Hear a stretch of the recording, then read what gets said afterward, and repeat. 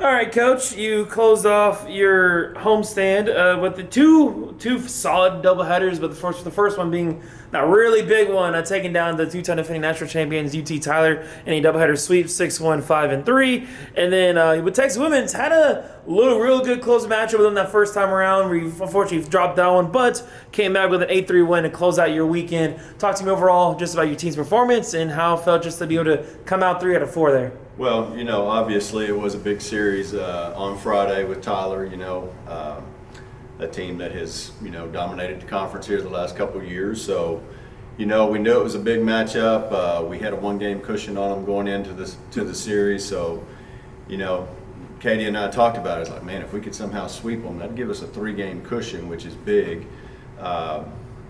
Even if we could split, we'd still have that 1-game cushion. But, to be able to go out and sweep them and go up 3 in the conference standings on them was big because they're still a talented team. Of course, they graduated everybody from last year's team, which was probably one of the best Division II teams of all time with their Division I transfers that had to go Division II last year, and they got them. So, but they still got a ton of talent on that roster, and to be able to have a good battle really from start to finish in both games were really good, tight contest, and they played well.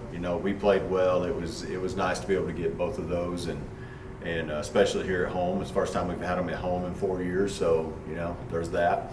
So it's one of those deals where to be able to go out and perform well in front of your home crowd is exciting.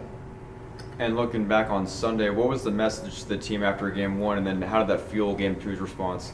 Well, first and foremost, we talked about our team after the doubleheader against Tyler Friday night. Is hey, we can't come out flat Sunday, and we've got to find the ability to get ourselves back up and get ourselves going and all that, and we didn't.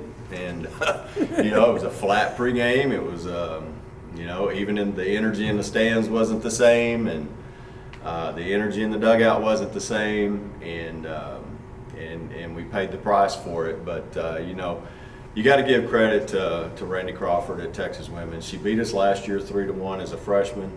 She shut us out this year on a one-hitter. So we got to figure it out, and we got to find a way to beat that kid in the future. But she pitched another great game against us, and Ashley Dendas was great through a 3-hitter. It's first game. It's the first game at home this year, at least in conference play this year, where the wind wasn't blowing in, and there was basically no wind. What little bit of a breeze there was blown out, and yet there was only 4 total hits in the game. So pretty wild there, but credit both pitchers for pitching extremely well. It was a tough loss for Ashley to have to take because she threw really well, and unfortunately for us, the Townsend kid who she got injured. First game of the season was back this weekend, and sure enough, hit the solo home run against us to beat us. So she had a good day at the plate. She had a good day at the plate Friday against UTPB. We saw the box score and went, oh, great, she's back. And, sure enough, she gets the big hit there to win the game for them. But we bounced back well.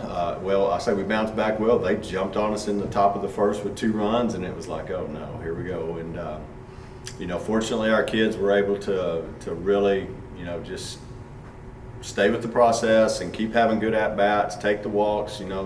They threw the ball inside a lot on us. We got 8 hit by pitches on the day. And then got some big hits there to finally break it open. And Addie Ewing, we gave her the start in game 2. She won 3 games this weekend, which was pretty cool.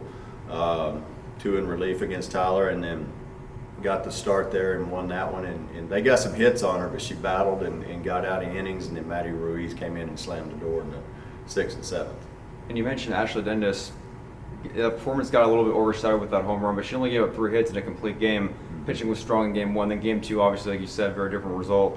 Your offense shows up, especially in the 5th inning. Just what does this say about your team's overall depth to be able to perform well on both sides of the ball, and how key is that, especially going forward in the conference play? Well, exactly. We got a tough road trip coming up, and the depth is going to be huge for us. And first base yesterday was a struggle for us offensively, and so we gave Bree Waters a a start here in game 2, which she hadn't started in the last couple of weeks, and didn't have 2 great at bats at the beginning, but then finally got a big hit, a crucial hit that I think it either gave us the lead at the time, I can't remember, or take it from a 4-3 game to a 5-3 game, or 3-3 to 4-3. I can't remember. It was a big hit at the time, and that's what we need. We need people that may not have played in a few games to be able to come in and give us quality at bats, and that was big for her.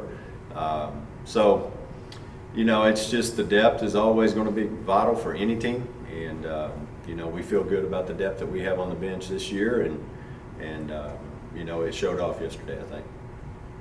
Coach, kind of just walk me through just that message following. You mentioned you don't talk to the team until after the doubleheaders. So what was that message to the team after the Texas women's doubleheader Sunday, and as you prepare going into, and what will be that message this week in practice going into that Sooner State road trip? Not much. I think I've learned over the years, the more I talk about our opponent, the worse we play. So we're just going to show up and play. We showed video of the pitchers this weekend, and we didn't hit very great. So that's over. We're going to show up and go play. But, it's more about taking care of us and just making sure that we're doing good. Yeah, we lost a game this weekend. That's the first loss since Florida. So, we're 11-1 in Lone Star Conference play. We're still tied for first place with West Texas A&M. Luckily for us, and I guess and for WT, Kingsville was able to get Oklahoma Christian once yesterday. So, we're still tied for first place in the Lone Star. We do have a good road trip coming up with Cameron and Oklahoma Christian, and of course the Oklahoma Christian series is kind of like the Tyler series was this weekend, but we can't look forward to that one. We got to go to Cameron, a team that hits for power. I think they've got a kid with 13 home runs already. So we got to make sure that we take care of that first and go play well, and then go to Oklahoma Christian and deal with them on Sunday. But it's basically just going to be. There's not I know we like to think that coaches are big philosophical people. When you're in the middle of the season, there's only so much you can say, at least that I can come up with and be creative with. So it's more about just going out and preparing and making sure that we're getting the reps that we need. You try to find the balance between rest and reps, and we'll do a little bit of conditioning, but we don't do a ton this time of year. So it's just basically getting the prep that we need. We're dealing with weather tomorrow, so we had to adjust our schedule. We're going to actually practice today, which is usually our off day.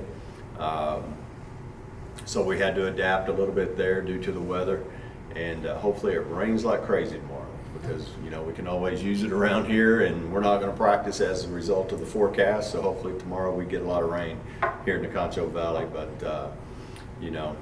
again, the message isn't much. It's just go out, and it's a long season. I can't come up with messages every week. It's just get ready to go out and do what we do best.